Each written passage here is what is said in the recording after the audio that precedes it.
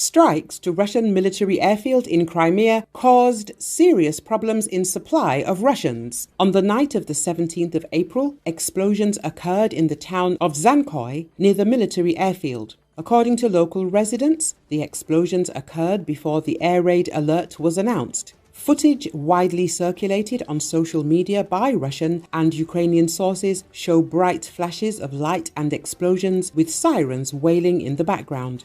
A local Telegram channel reported several loud explosions before a fire broke out. Roads around the airbase are blocked, the channel later reported.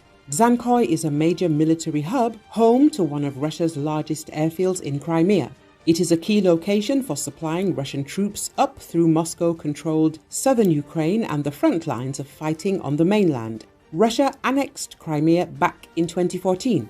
Open-source intelligence accounts said that Russian forces used the airfield as a base for attack helicopters and anti-aircraft missile systems. Several reports suggest Ukrainian forces may have struck the facility, but Kyiv has not commented. Russian air bases in Crimea have been targeted by Kyiv in the more than 2 years of all-out war. Earlier this year, Ukraine's Air Force said it had launched missile strikes on the Belbek airfield close to the port city of Sevastopol on Crimea's western edge.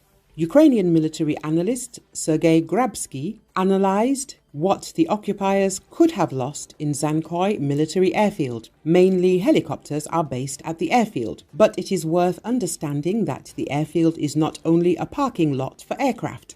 It is also a warehouse with supplies. Therefore, a series of explosions that began there even before the announcement of the air raid warning may mean that this strike was applied very accurately, the expert commented. He also noted that any attacks on Russian aviation pose a serious threat to the Russian Federation. If the Russian Federation is doing well with the land component at the moment, then restoring the Air Force component is something they have problems with. It is much more difficult to restore aviation equipment. Therefore, the destruction of any element of this type of weapon means large losses for the enemy, Grabsky explained. In addition, the expert confirmed the recent words of Ukrainian President Vladimir Zelensky that now the ratio of Ukrainian to Russian aviation can be considered as 1:30. The Russians have concentrated 300 planes and 290 helicopters on all fronts of this war.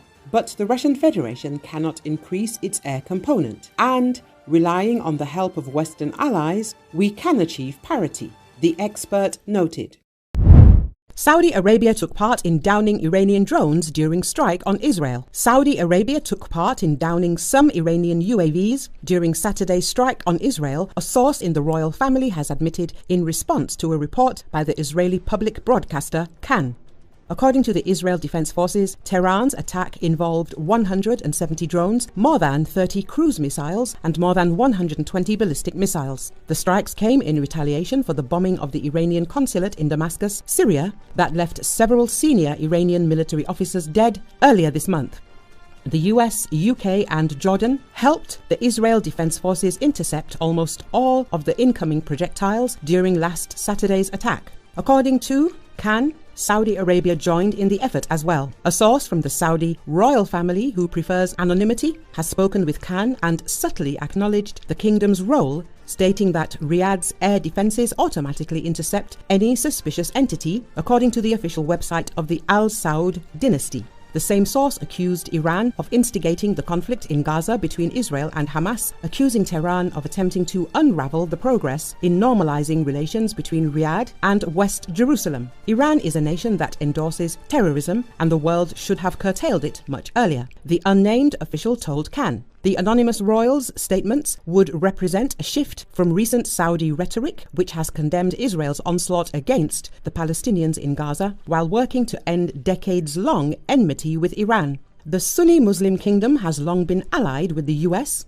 and has aided crackdowns on Shia Muslims in places like Bahrain and Yemen, believing them to be proxies of the Islamic Republic. Riyadh and Tehran agreed to restore diplomatic relations in March 2023 in a deal brokered by China.